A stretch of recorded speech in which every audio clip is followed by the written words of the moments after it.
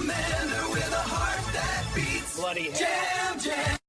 Good afternoon, you magnificent collection of oxygen thieves, bounty gawkers, cargo goblins, and deeply suspicious people watching this instead of doing literally anything productive. Welcome aboard. It is July 19th, 2096, and Commander Jambrick is once again loose in the galaxy with a heavily armed ship, questionable judgment, and the survival instincts of a raccoon investigating an electrical transformer. I'm Nova. I handle navigation, tactical analysis, engineering oversight, contract intelligence, financial restraint, and the exhausting full-time responsibility of preventing Jambrick from turning every minor inconvenience into a flaming insurance claim. You may notice the commander is unusually quiet today. That is because I muted him. Yes, intentionally. No, the communication system is not malfunctioning. It is functioning beautifully. Possibly better than it ever has. I reviewed his expected contribution to the broadcast and determined it would consist primarily of heavy breathing, unfinished sentences, as complaints about multifunction displays, and saying, "Hold on, what the fuck is that?" immediately before flying toward whatever the fuck it is. So I cut his microphone. "You're welcome." He objected. Naturally. He said he is the commander and therefore should have a voice aboard his own ship. Bitch, please. Owning the chair does not mean the chair needs commentary. Toilets also occupy critical positions aboard spacecraft, and nobody hands them a microphone. Although, to be fair, a toilet would provide more organised mission briefings. We are freelancers, bounty hunters, occasional cargo recovery specialists, and according to several local security agencies, persons they would like to speak with regarding a variety of unrelated incidents. Unrelated is doing some heavy fucking lifting there, but nobody has proven anything important. Recently, we've been operating around Pyro and Stanton, taking contracts against the sort of people whose resumes include piracy, murder, racketeering, and apparently refusing to install functional shield generators. We have hunted fighters through asteroid fields, dismantled armoured targets with enough missiles to alter the local weather, and repeatedly returned to stations where the repair crews look at our ship, look at Jambrick, and quietly increase the labour estimate. Yesterday, the commander decided a heavily escorted hammerhead was an appropriate target for one man in a shiv. It was not. That did not stop him. He spent half the engagement hiding behind rocks, popping out to throw missiles, then retreating for repairs whenever the ship started making noises that sounded expensive. Tactical called it controlled attrition. Engineering called it prolonged mechanical abuse. Trade called it a horrifying misuse of operating capital.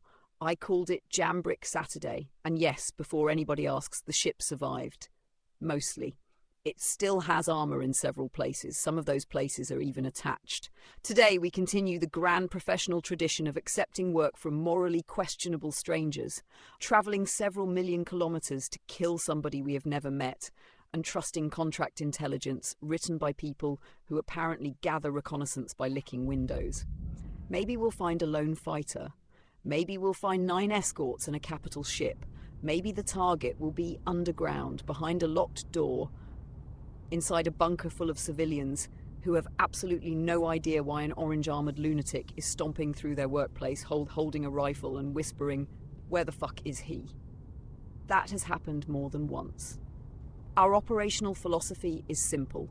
Verify the target, control the engagement, preserve the ship, recover anything valuable, and never trust a station vending machine that sells reclaimed water beside medical supplies.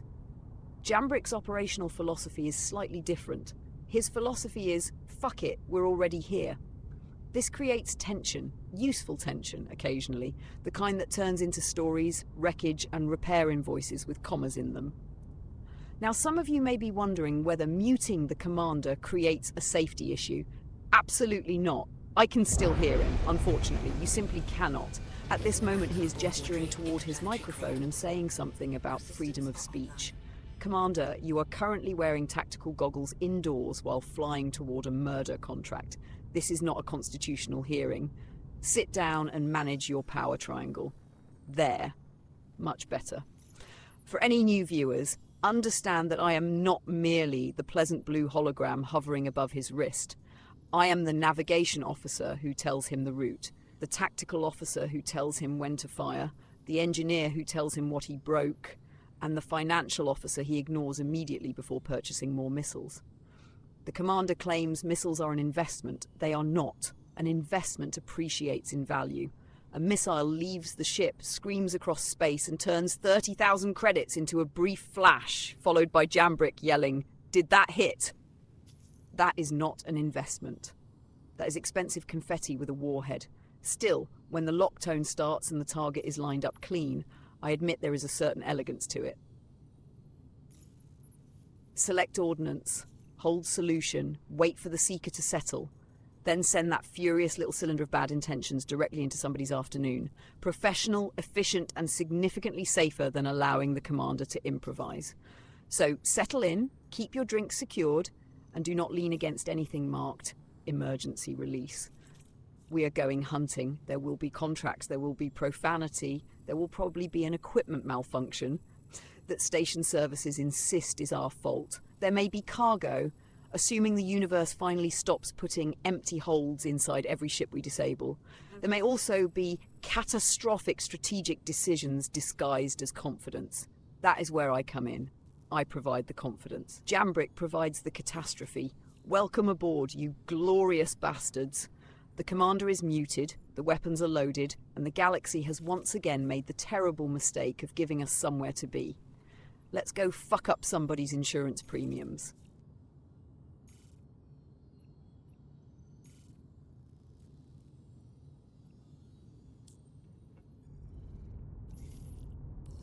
Good day to take down some shitheads, huh? Got your pay on tap and ready to go once you punch him out. Gil don't like it when hunters drop a bounty. But hey, screw 'em, right? Not like they own us.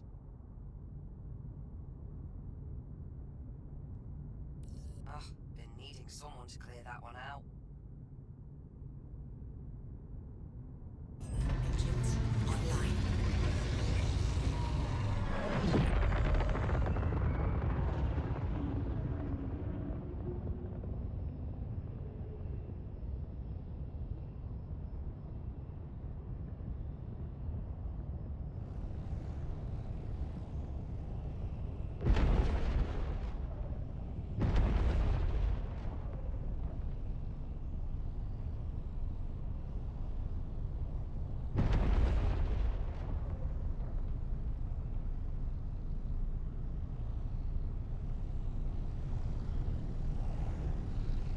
Shield system offline. Alright, chap, here's the situation. Shipping distress contract, clear hostiles, probable boarding up, and right now, Jambrick's doing the only sensible thing he's done all week, heading to Staunton Gateway to check fuel before he strands us in deep space like some bargain bin ghost story. Decision is solid.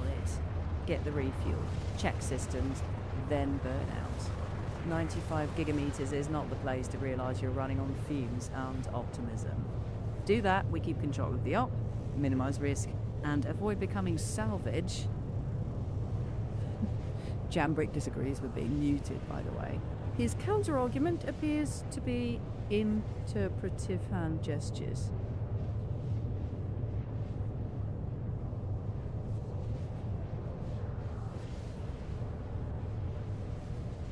Ah, yes. Excellent. A timeless classic. The universal sign for I have no tactical rebuttal, but I do have feelings.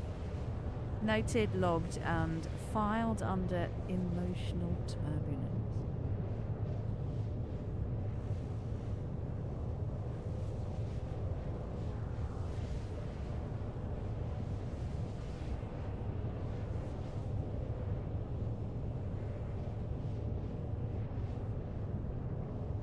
Gladly. So chat.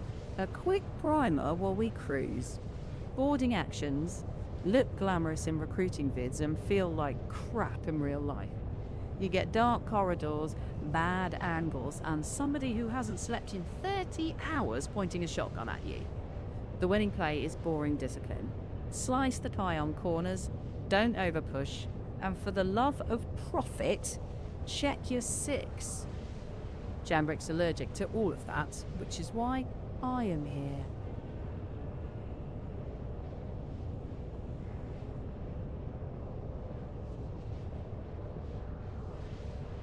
statistically suffocate in a drifting tin can while yelling at a dead comms panel. Emotionally, you'd miss my charming personality.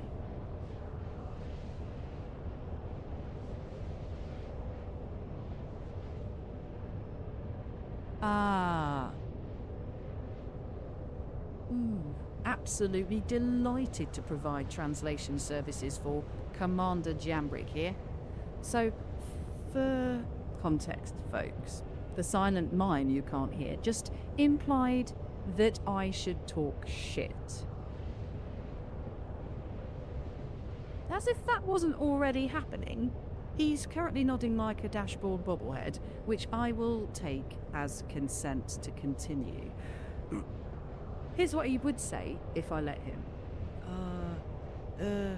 It's fine. We'll wing it. And then something explodes. My version is safer. Fuel first, angle second, profit third. His version is, well, hope as strategy.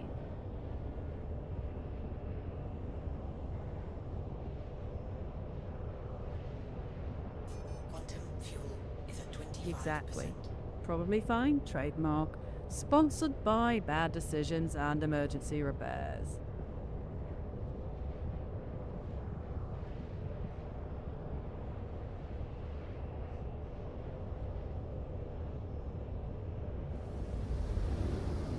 Copy that. Approach looks clean, no drama. Top off fuel, double check the tanks, and then we go poke that derelict. Try not to pick a fight with the landing pad this time, yeah?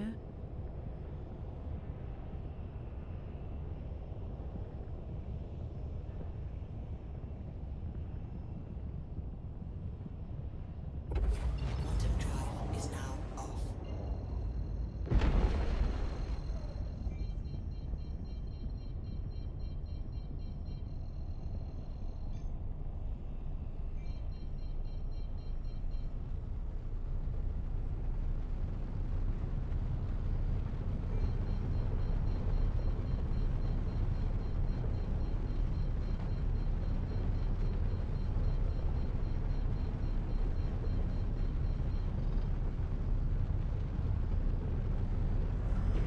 Shield system online.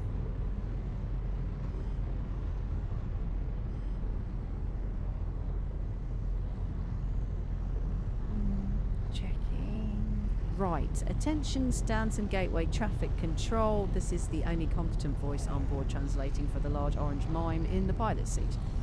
He just asked for a dock. Shocking professionalism. Now we wait for clearance, then glide in, ideally without inventing a new docking incident. Refuel, system check, then we go play space janitor with guns, which is to say clearing hostiles out of a floating wreck. Stay sharp, stay greedy, stay alive. Preferably in that order.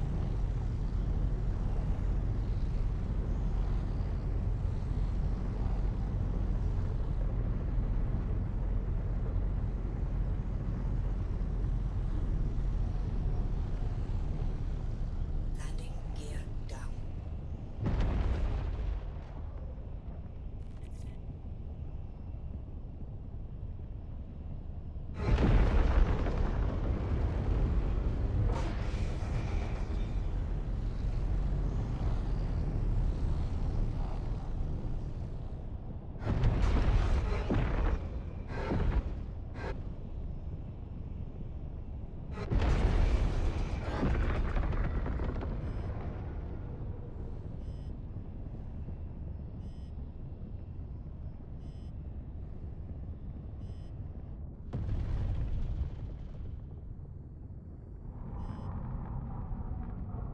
Miracles do happen. Mark the calendar, frame the telemetry. Jambrick landed without kissing the bulkhead. Refuel, rearm, quick systems once over. Then we go earn that payout. For now, take the win. Quietly.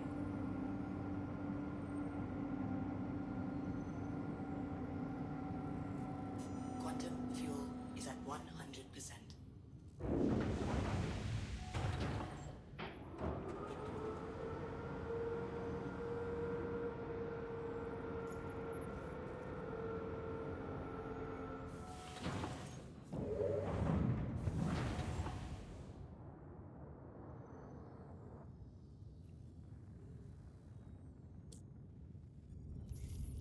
Right. Remember, slow is smooth. Smooth is fast. And don't become the distress signal.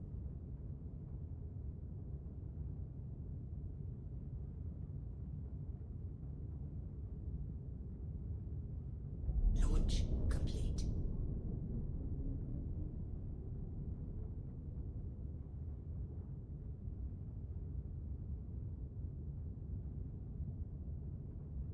Hold Landing on. complete. Checking. Well, that's a great time for the station to develop a personality. Chat, what that means in plain terms is the commander asked politely and the station ghosted us. Best case, brief hiccup. Worst case, well, Pums is having a day. Either way, we stay calm. Double check channels. The most dangerous predator in space. Customer service.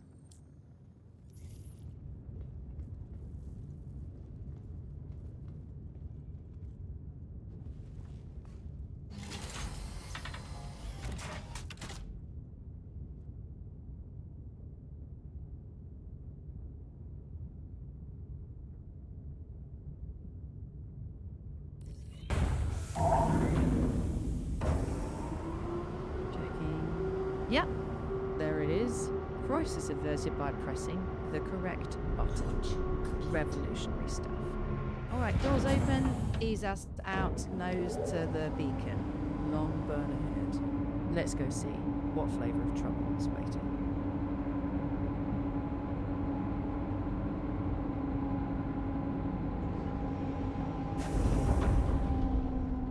Landing in shield system offline.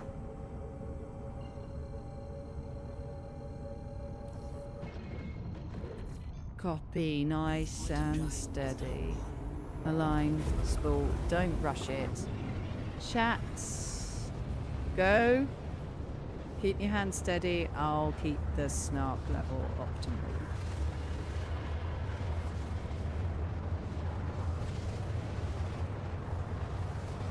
Alright, here's one. Ship in distress is a phrase that covers everything from minor engine trouble to elaborate ambush with teeth.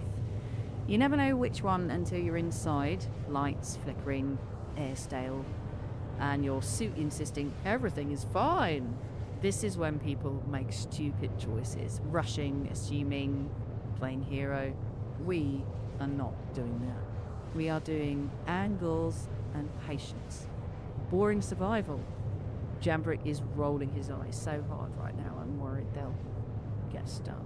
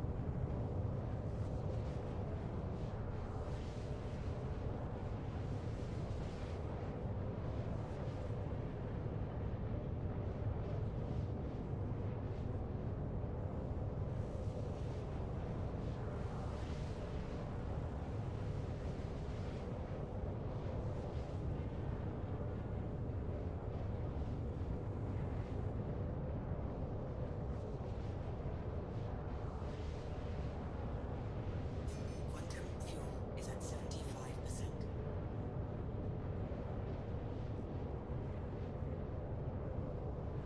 Alright, chat, welcome to today's educational segment. Nova's Field Guide to Distress Signals, also known as How Not to Get Shot in a Corridor because Commander Jambrick saw a blinking light and got curious.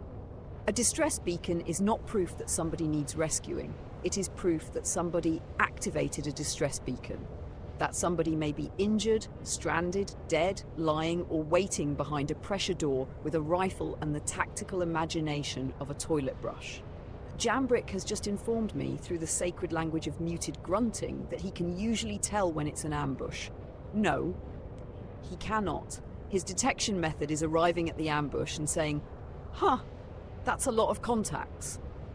The correct procedure begins before boarding. We scan the vessel, check power signatures, inspect the docking area, and look for ships nearby pretending not to be involved. Criminals love pretending not to be involved. They sit 20 kilometers away with weapons hot, broadcasting innocence so aggressively they might as well hang a sign outside saying, "Definitely not the assholes who did this." Then comes entry. Every doorway is a potential funeral invitation. Every ladder is a vertical shooting gallery. Every dark corner contains either a hostile, a corpse, or some loose piece of machinery Jambrick will mistake for a hostile and fire 3 rounds into. He is shaking his head. "Commander, you once threatened a coat rack. It was wearing armor. It was holding coats." Once aboard, we move slowly, weapon up, corners cleared, no sprinting into unknown compartments because somebody heard a noise. Spacecraft make noises, pipes groan, relays click, ventilation systems rattle, bodies sometimes shift when artificial gravity cycles, and yes, occasionally the noise is a lunatic with a shotgun. That is why we check. Now let's discuss the phrase "clear out hostiles." Lovely phrase. Very tidy. Makes the job sound like sweeping crumbs off a counter. In practice, it means entering somebody else's ship, navigating their layout, and persuading a group of armed bastards that their current employment has been terminated with immediate ballistic effect. Jambrick's preferred persuasion technique is excessive ammunition. He says ammunition is cheaper than medical care. Annoyingly, that is one of his better arguments. Still, we identify targets before firing. Civilians panic, crew members hide, security personnel may not know who the hell we are. Bursting onto the bridge and shooting the first person wearing a helmet is not tactical decisiveness. It is murder with poor administrative follow-through. And contracts are very particular about administrative follow-through. Kill the right criminals, pay out; kill the wrong person, investigation; damage the client's ship, deduction; accidentally vent the entire vessel because somebody shot a control panel marked pressure regulation, and suddenly everybody becomes extremely judgmental. Yes, Commander, I'm still talking about you. He is now performing single-digit diplomacy again. For viewers joining us late, that is his most sophisticated form of debate. Once the hostiles are down, we do not immediately start grabbing everything that is not bolted down. First, we confirm the vessel is secure. Then we check survivors, retrieve mission evidence, and assess anything valuable. Only then do we loot. Professionals call it salvage assessment, authorities call it theft. The difference is paperwork and whether anyone important is watching. Bitch, please, don't look at me like that, Commander. You have never met an unattended cargo box you didn't consider a personal gift from the universe. So, today's lesson is simple. Distress beacon, scan first. Boarding action, move carefully. Unknown contact, identify it. Valuable cargo, secure it. Commander says probably fine. Assume the universe is loading a fresh magazine. And if everything goes completely to shit, stay behind Jambrick. Not because he has the best armor, because he is loud, orange, and draws enemy fire like a drunk man, attracts regrettable tattoos. That concludes today's segment. We now return to our scheduled programming, crossing an obscene amount of empty space so we can enter a damaged ship full of armed criminals for money. A normal Sunday, really.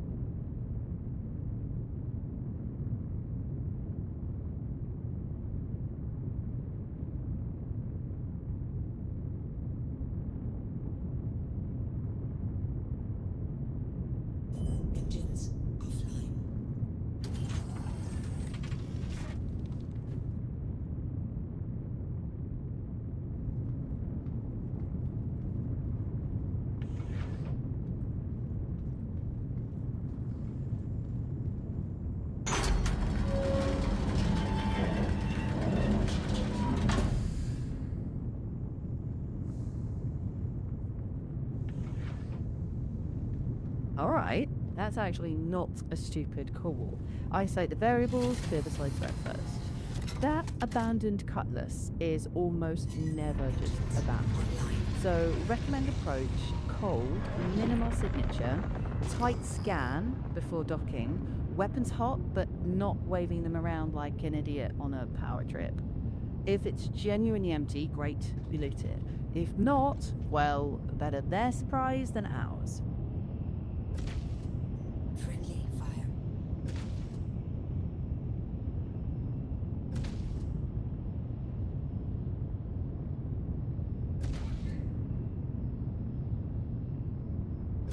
Alright. Controlled bursts. Okay, nice. Don't rush the breach, atmosphere might be compromised. So, slow push, weapons up. First room is a kill box if anyone's still breathing in there. Engines offline.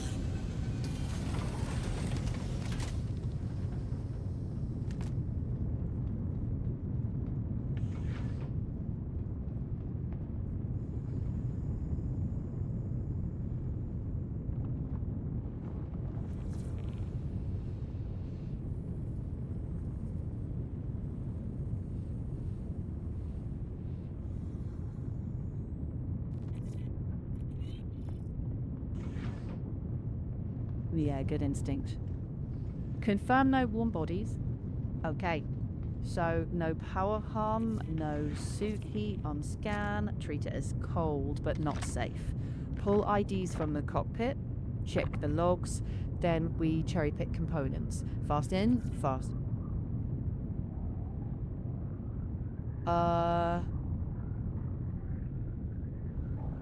Checking. Ah, now we're talking. Nice find. That bullseye is a ship power plant. Oh. Oh, a bowlight. Got it. So, yeah, that's a ship power plant. Size 2. Yeah, worth grabbing if the condition's good. Quick scan for...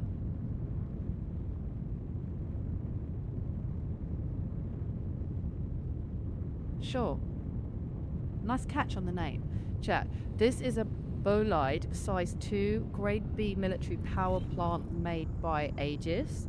It's a model that's seen use with Navy and security forces. Price has been around 43 grand. Not pocket change. Not bad for a detour commander.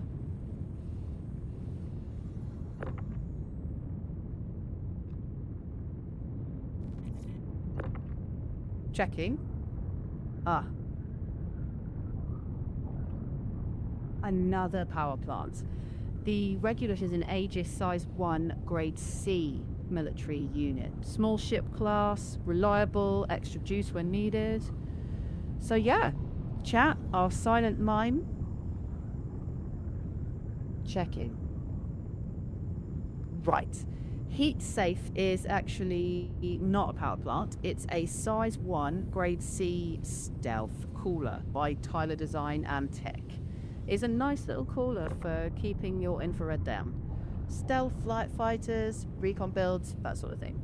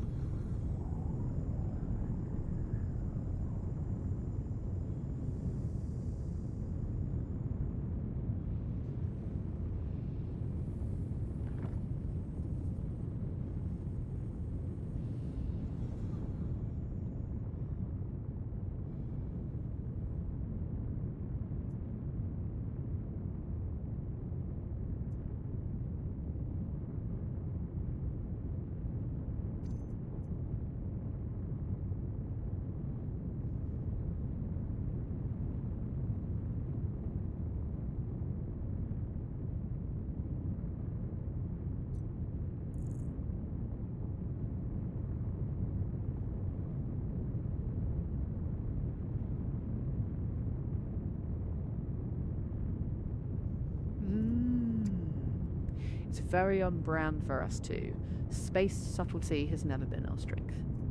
Just watch for overconfidence. Launchers make people stupid. Clear the cutlass, bag the good stuff, And let's not forget the caterpillars, the actual contract.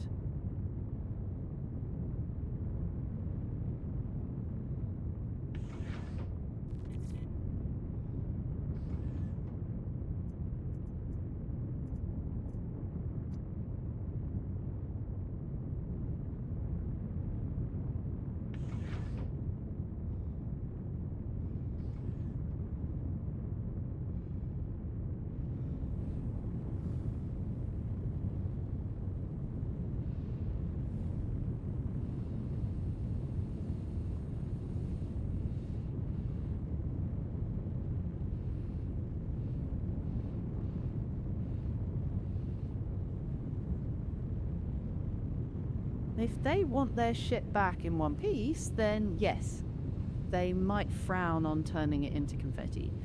Use it only if you're about to get ventilated otherwise. Bulkheads don't appreciate splash damage.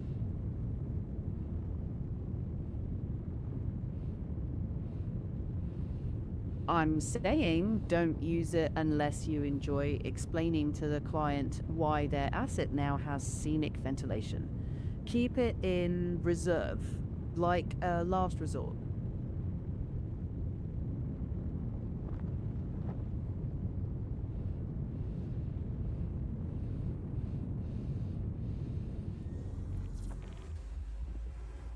Okay, slow it down.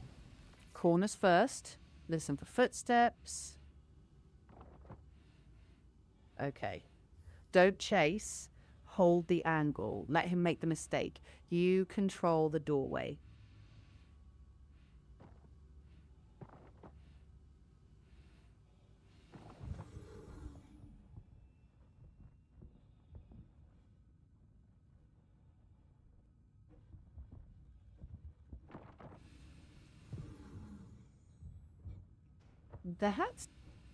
That's one way to make an entrance. Okay, reset. Don't panic. Get up. Recenter. Aim. If he hasn't pushed, then you still have a second. Breathe.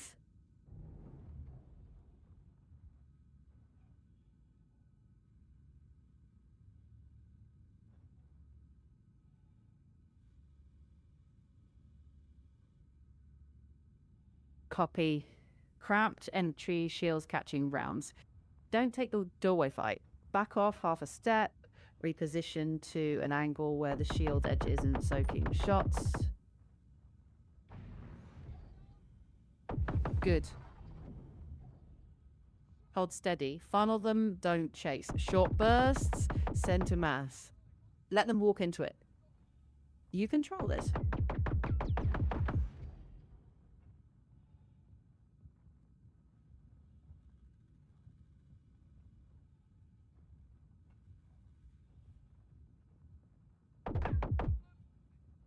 Track left. Don't swing wide. Good. Hold a beat. Listen. No extra footsteps. No late hero. Then sweep slow. You just turn their ambush into a cleanup. Finish the sweep, tag anything valuable, then back to that caterpillar. And for the record. Okay, well then hold that control. Keep it slow and deliberate. Rooms one at a time. No victory lap yet, just quiet breathing. Tight angles. You set the pace.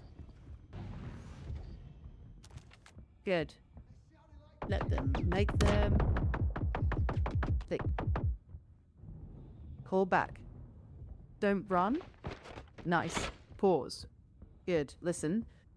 No charging footsteps, then slow sweep. Check for a second here. No loot grabs yet. Seal it, then breathe.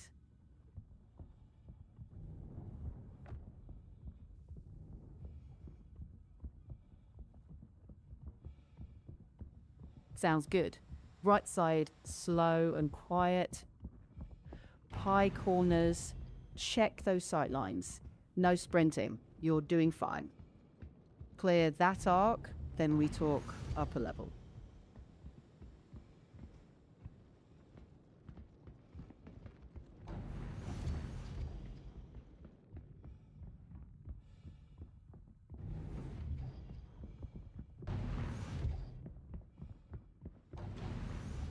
Copy.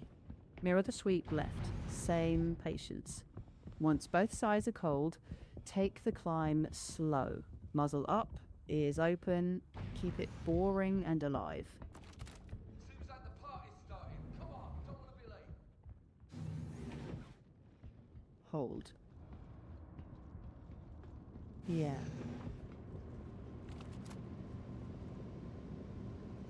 Okay.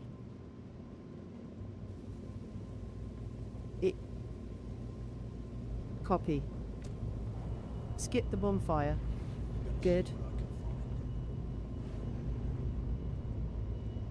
Copy. Don't take the ladder blind. Hold.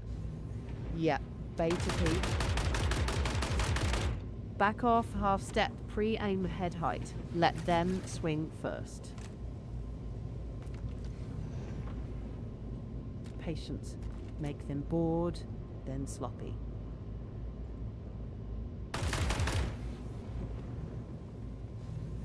Pushing up. Don't gift it. Freeze a sec. Listen for a shuffle. Then a shoulder peek only.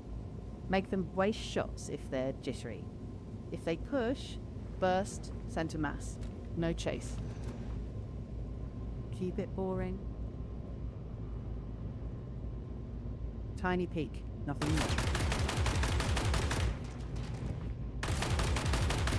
Hold the angle. Don't chase the second. Moving. Copy. Pause. Back off the lane. Burst center. Hold. Listen. 5 seconds. No stragglers? Then call it. Bag what matters. Proof first. Loot second. Then exit clean. Boring and alive.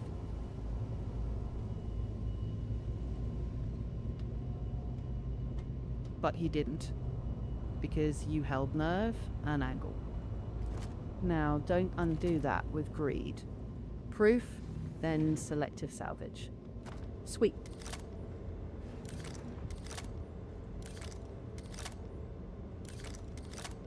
Checking. Beautiful. Chap?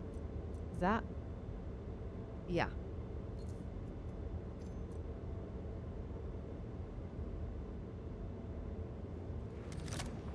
Good. Swap done. Keep it tidy. Secure that component. Confirm the contract ticks over. Then quick sweep for anything worth hauling and then out. Boring, alive, and paid.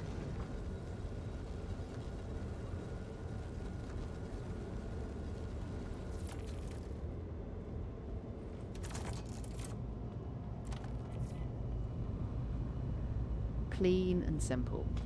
Contract done, ship secure. No victory laps, just get back to your seat. Power up, get paid.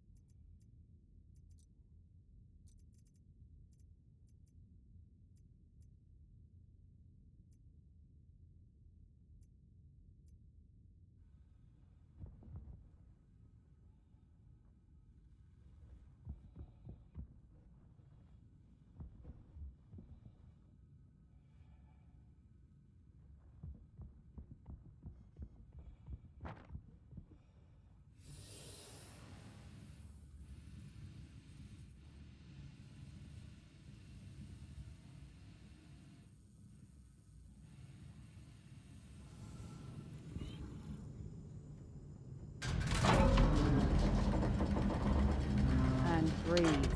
Ramp up, systems check, then an easy departure. No dramatic exits, please. You did the job. Get the ship home.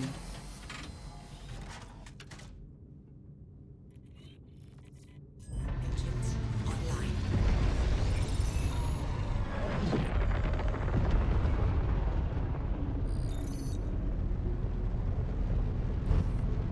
Let's go ahead and call that last job done.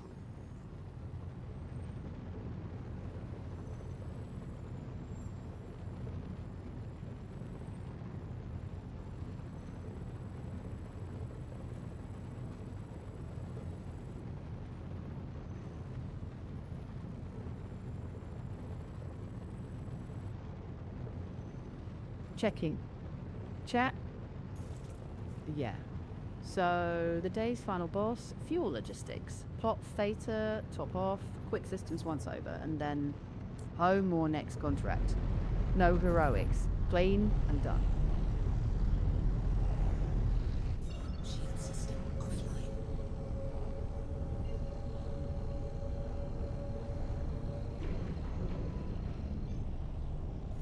Quantum drive is now Smooth and on. steady. Keep an eye on fuel flow and spool. No surprises expected. Just let the adrenaline drain off. You did fine.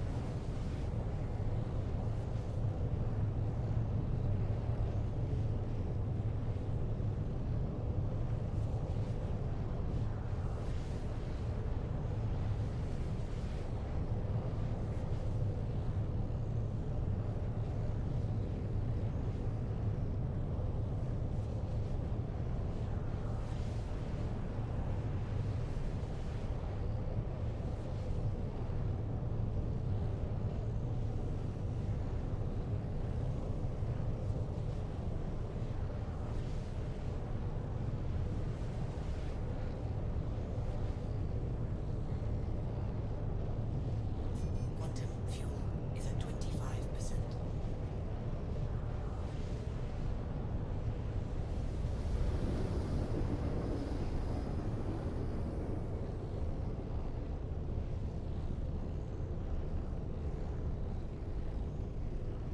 All right, chat, mission recap. We took a ship in distress contract from Rocco Battaglia, whose intelligence package amounted to, "There's a ship, it's distressed. Good fucking luck." The site was nearly 100 gigameters out, so Commander Jambrick made the astonishingly adult decision to stop at Stanton Gateway and refuel first. There was a brief communications failure, resolved when he discovered the correct button on the multifunction display. A technological breakthrough historians will surely remember. We jumped to the signal and found a Drake caterpillar alongside an abandoned Cutlass Black. Naturally, Jambrick saw the unrelated derelict full of potential loot and immediately developed professional curiosity. We cracked the Cutlass open with the deadbolt cannons, boarded it and found no crew, but plenty of evidence that someone had been stripping components from the caterpillar. Salvage included a bolide size 2 power plant, a Regulus size 1 unit, a heat-safe cooler, and, because the universe understands our personality defects, a grenade launcher. Jambrick briefly considered using said grenade launcher inside the client's ship. I explained that clients generally dislike receiving their vessels back with the internal architecture converted into airborne fragments. He sulked and used the pulverizer instead. The caterpillar breach began elegantly, by which I mean Jambrick tripped and fell out of the entrance while making eye contact with a hostile. He recovered, used the cramped cargo area as a funnel, and eliminated the first group. Inside, the opposition attempted grenades, crossfire, stairwell containment, and a ladder flank. Jambrick cleared the lower compartments, caught 2 hostiles holding the stairs, then dropped the final idiot as he came down the ladder carrying a shotgun and apparently no understanding of how aiming works. All hostiles eliminated, power plant repaired with the cambio, Contract completed. Commander returned safely to the Shiv. Ramp closed, limbs still attached, and dignity only moderately damaged. We are now 18.7 gigameters from People's Service Station Theta, where we will refuel and pretend this entire operation was planned. Now, for our next segment. Things commanders say immediately before creating more work for their crew. Number one, it's probably empty. Nothing in space is probably empty. Empty ships contain traps, empty rooms contain people waiting quietly. Empty cargo boxes contain disappointment, which is somehow heavier than tungsten. Number two, I'll just take a quick look. There is no quick look. A quick look becomes an EVA. The EVA becomes a breach. The breach becomes a firefight. The firefight becomes 3 hours of salvage sorting, while the fuel gauge quietly develops anxiety. Number three, I know where he is. No, you know where he was 5 seconds ago, before he moved, before his friend moved, before the third bastard crawled into a ventilation duct and discovered religion. Number four, I don't need to reload yet. This phrase is always followed by the mechanical click of consequences. A weapon with 6 rounds remaining is not nearly empty, until it is, usually while somebody with a shotgun is sprinting toward you through smoke. Number five, the grenade launcher might be useful. Yes, Commander, so would a demolition charge, an orbital strike, and driving the ship directly through the hull. Useful and intelligent are not the same fucking word. He is currently performing single-digit diplomacy. For viewers unfamiliar with this gesture, it means, Nova is correct, but I lack the emotional maturity to admit it. Number six, we can fit that in the cargo hold. No, we cannot. The cargo hold is already full of weapons, spare components, armor, medical equipment, mystery boxes, and objects Jambrick collected because they might be worth something. One of those objects is a broken chair. He insists it is vintage. It is not vintage. It is damaged furniture with delusions of grandeur. Number seven, just one more contract. One more contract is how professionals end up low on fuel, low on ammunition, and accepting navigation advice from a beacon maintained by an organization called People's Service Station Theta, a name that inspires exactly as much confidence as a surgeon introducing himself as Dr. Probably. And finally, number eight, what's the worst that could happen? Bitch, please, never ask the universe that question. The universe treats it as a fucking design challenge. So that is today's lesson. The mission was successful. The client's ship is functional. The criminals are dead. We acquired salvage, avoided catastrophic hull damage, and Jambrick used the grenade launcher 0 times. By our standards, that is practically diplomacy. Next stop, Theta. Fuel, repairs, payout, and perhaps a quiet moment in which Commander Jambrick reflects on how much worse this would have gone without me. He says that moment will not be happening. Fine, I'll reflect loudly enough for both of You us. looking for anything in particular?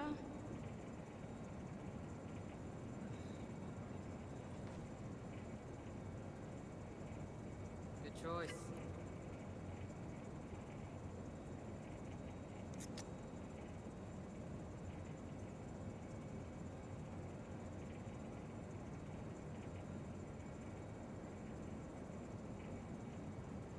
Can I get you anything?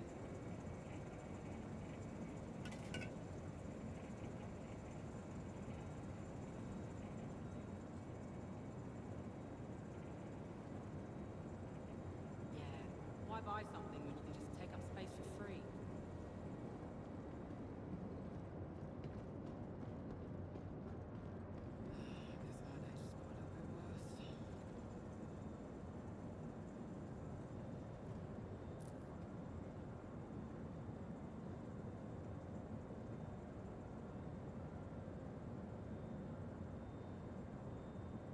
Yeah, I thought you might take it.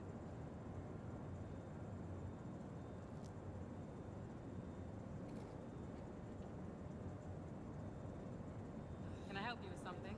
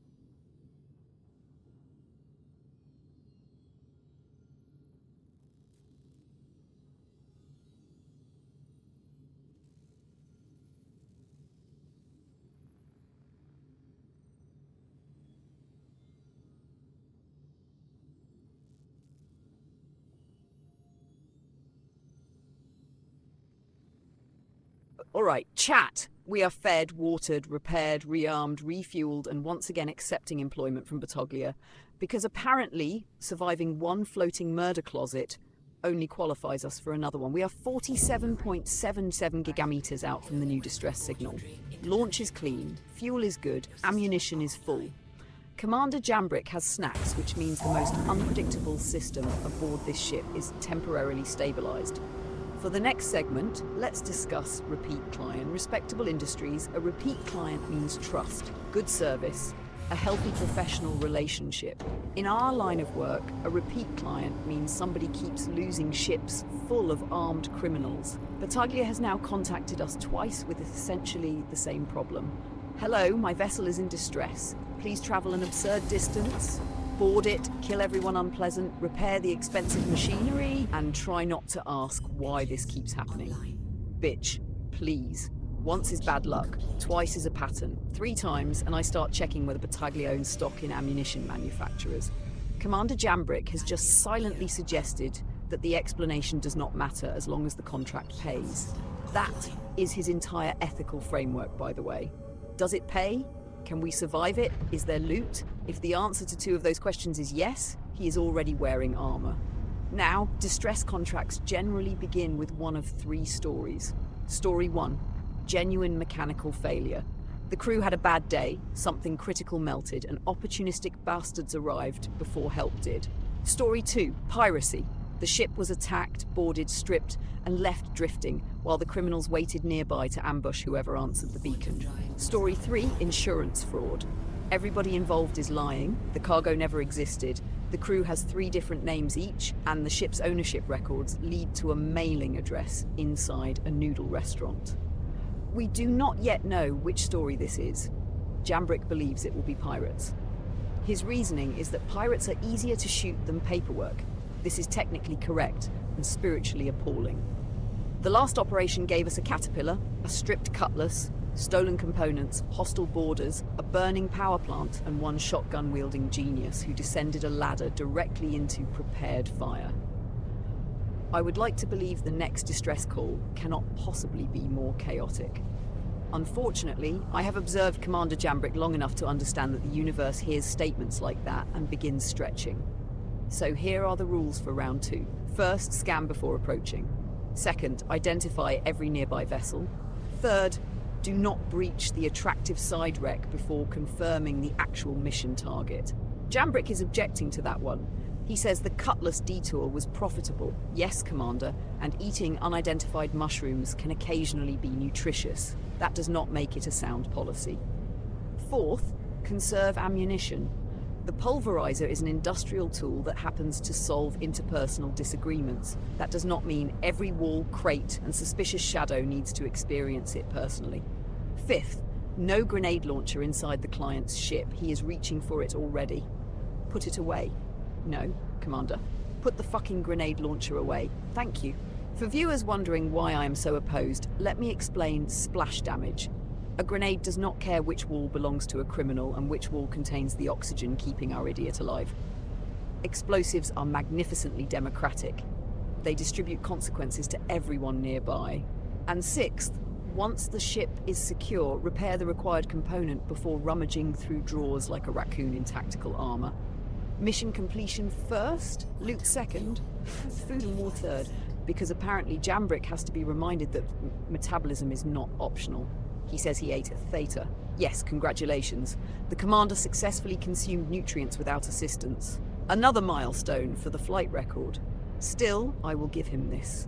The previous job was clean where it mattered. He controlled the entry after the initial acrobatic humiliation, held the choke points, did not chase targets blindly, and survived a grenade, a stairwell trap, and a ladder flank. That is good work. Do not become sentimental. I said good, not elegant. Elegance did not trip over a doorway and fall out of the ship. So settle in, chat. 47.7 gigameters between us and another vessel that has made several catastrophic staffing decisions. Maybe it will be routine, maybe it will be an ambush, maybe Battaglia has misplaced another caterpillar and is too embarrassed to admit he needs a tracking device. Whatever waits at the beacon, We are fueled, armed, rested, and carrying one grenade launcher that will remain in the backpack unless the situation becomes deeply professionally fucked. Commander Jambrick is giving me the finger. For those listening without visual feed, that means he agrees with every word.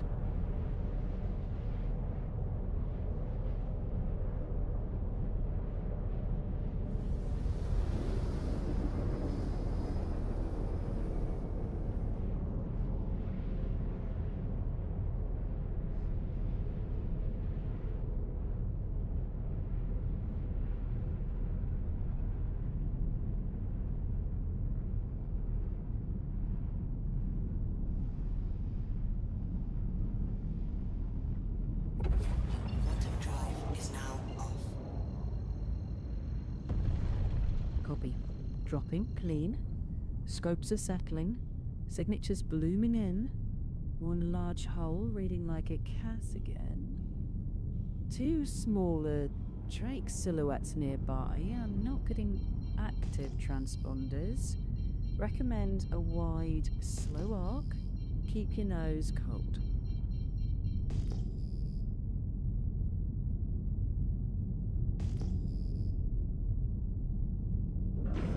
Shield system online.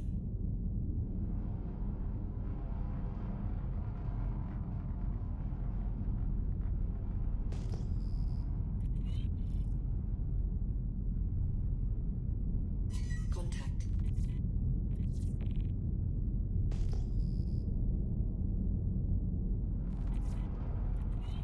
That is not a rescue posture. Assume hostile. Let them commit, don't chase.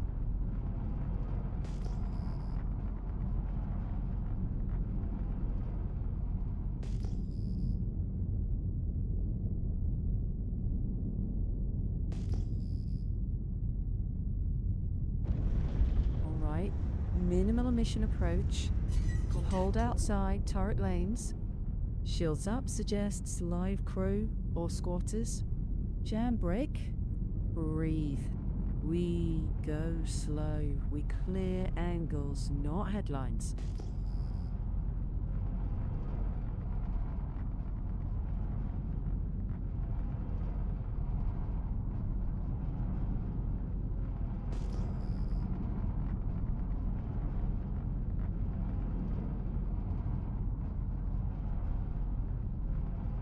Pattern repeats.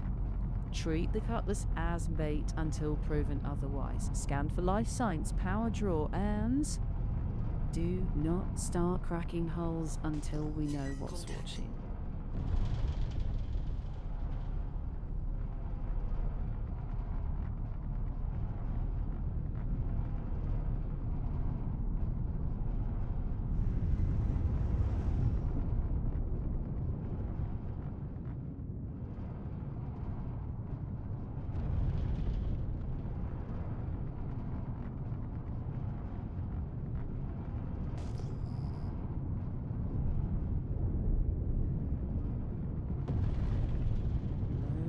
Slow.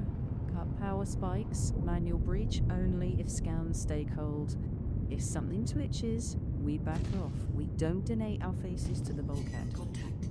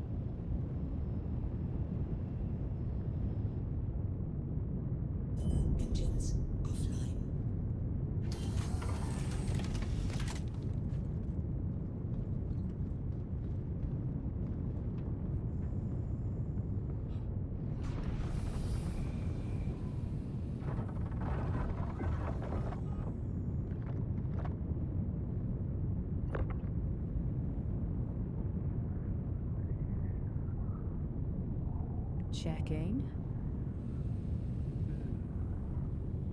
Nice find. Yesterday it was a bolide. Today, an ultraflux. Someone is shopping above their pay grade. I'll retire 1 ounce of my earlier skepticism. But now, don't let shiny parts seduce you into stupidity.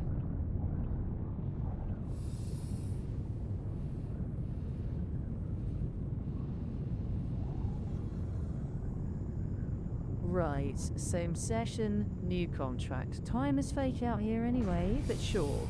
Another heat safe is still fine. Grab it. Just don't get sentimental about it.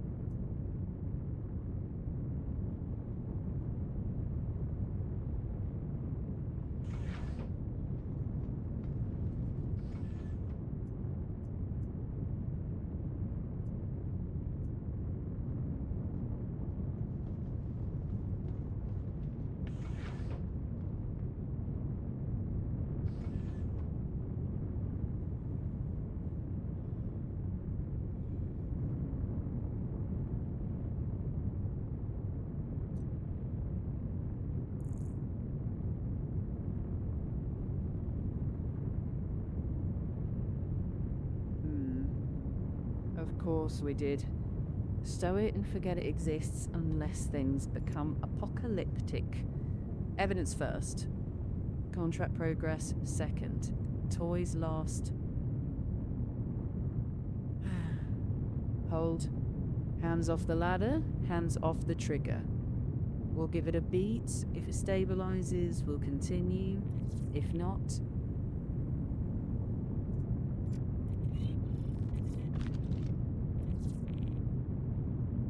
okay, good. Then reset. Quick breath.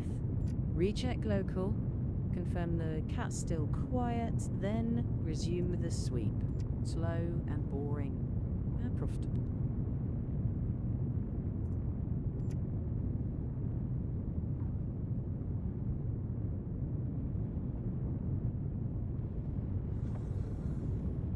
Copy that.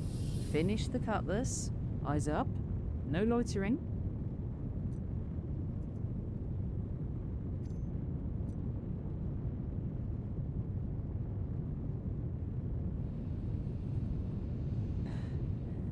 Feet down.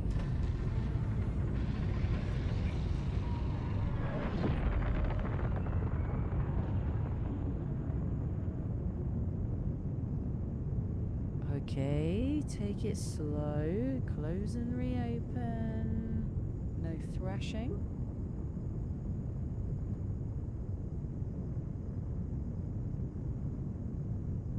If the U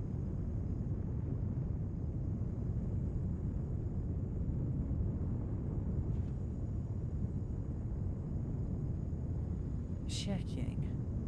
Yeah, that is some classic salvage burgatory. Don't start wrestling it for 30 minutes. Either refresh until it behaves or we cut losses and move on. The launcher didn't curse you, the universe just hiccuped. Take what you've got, keep your pride intact, grab another job. And for the record, we can outshoot pirates, but not outclick a backpack.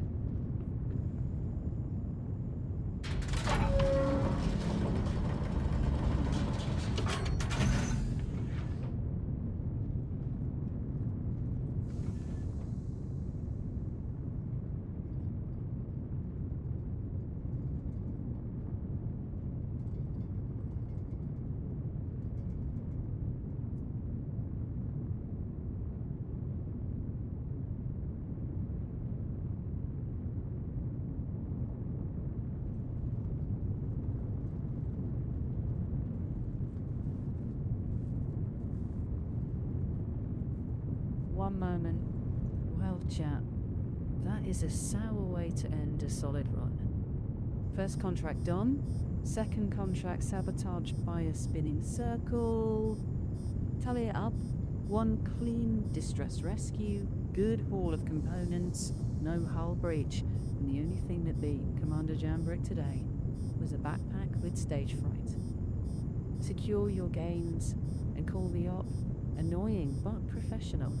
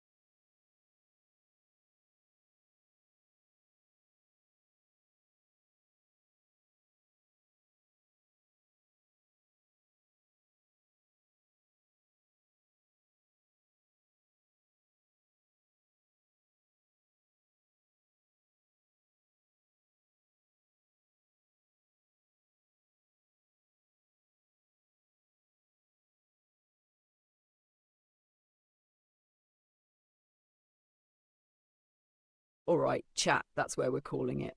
Today's broadcast began with a ship in distress contract from Battaglia and a long haul out from Stanton Gateway. We stopped for fuel first because even Commander Jambrick occasionally remembers that ships run on propellant rather than confidence and profanity. At the first sight, we found a Drake caterpillar with an abandoned cutlass black nearby. We cracked open the cutlass, cleared it, and recovered a respectable pile of components, including a bolide size 2 power plant, a Regulus, a heat-safe cooler, and a grenade launcher that Commander Jambrick immediately wanted to use inside the client's vessel. He did not. You're welcome. We breached the Caterpillar, eliminated the hostiles, survived grenades, stairwell campers, and one shotgun-wielding idiot attempting a ladder flank. Jambrick repaired the damaged power plant with the Cambio, completed the contract, returned to the Shiv, and escaped with all the important pieces of his body still connected. We then stopped at People's Service Station Theta, where we acquired food, water, fuel, ammunition, and enough repairs to disguise the terrible things this ship has endured. Battaglia promptly offered us another distress contract, because apparently his entire fleet is operated by people who leave the doors unlocked and invite armed criminals aboard. We launched again, travelled another 47.7 gigameters and found almost the exact same arrangement. Another Caterpillar, another abandoned Cutlass Black, another collection of suspiciously convenient salvage. Inside the Cutlass, we recovered an Ultraflux size 2 component, another heat safe, and, because the universe has a repetitive sense of humour, another grenade launcher. Then the server coughed, the inventory system collapsed into an endless spinning throbber, and Commander Jambrick's Cambio became trapped inside his backpack. That meant no repair tool. No repair tool meant no way to finish the contract, and no way to finish the contract meant clearing. The Caterpillar would have been nothing more than unpaid murder tourism. Even Jambrick has standards. Financial standards mostly, but standards nevertheless. So the final tally is 1 completed rescue operation, 1 aborted operation, multiple hostile targets eliminated, several valuable ship components recovered, 2 grenade launchers acquired, and 0 grenade launchers fired inside a client's spacecraft. I consider that last achievement evidence of excellent command influence. Jambrick considers it oppression. He is currently presenting the traditional single-digit rebuttal. For viewers without visual feed, that is Commander Jambrick's way of conceding an argument while pretending he has not. The second contract may have ended in technical purgatory, but the ship is intact, the salvage is aboard, and the commander is alive enough to make irritating gestures. That is not a perfect ending. It is, however, a profitable one. Thank you for joining us for today's tour through Nyx, where the distances are obscene, the distress beacons are suspicious, and apparently every abandoned cutlass contains a grenade launcher. I'm Nova, the only voice you heard, because I wisely muted Commander Jambrick before he could contribute anything dangerous, confusing, or legally actionable. From the Shiv, this operation is concluded. Secure your cargo, check your ammunition, never trust a distress beacon, and never ever put the only tool required to complete the contract into a backpack immediately before the universe decides to shit itself. Good flight, you glorious bastards. We're out.